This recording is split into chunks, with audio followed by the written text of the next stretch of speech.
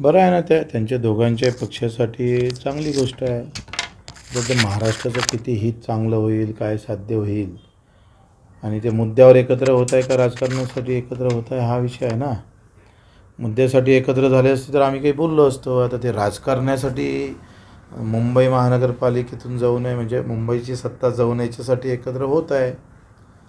तर ते कुठले मुद्दे घेऊन एकत्र होत आहे ते खरं तर आलं पाहिजे. मुद्द्यावर एकत्रीकरण होते, फक्त मुंबई आपल्याला घ्यायची आहे याच्यासाठी एकत्रीकरण होते ते काही निश्चित नाही आहे. नाही, काही सांगता येत नाही वेळेवर काय होतं आहे का. ह्या व्यक्तिगत ज्या निवडणुका आहे नगरसेवकाच्या, ह्या ज्या निवडणुका ह्या पक्षाच्या बलावर होतच नाही, ह्या त्याच्या व्यक्तिगत कार्यशैलीवरच होते.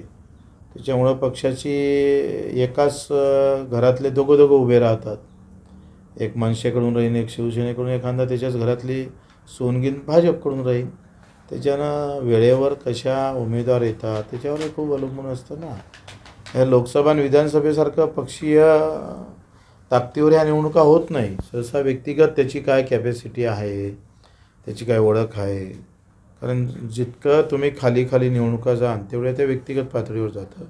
जेवढं वरते जाण तेव्हा ते पक्षीय बलावर जातं. विचारून सांगतो मी तुम्हाला. एखादं चांगलं ज्योतिष्य पाहतो, दोघांचा हातही पाहा लागल आणि मग सांगू.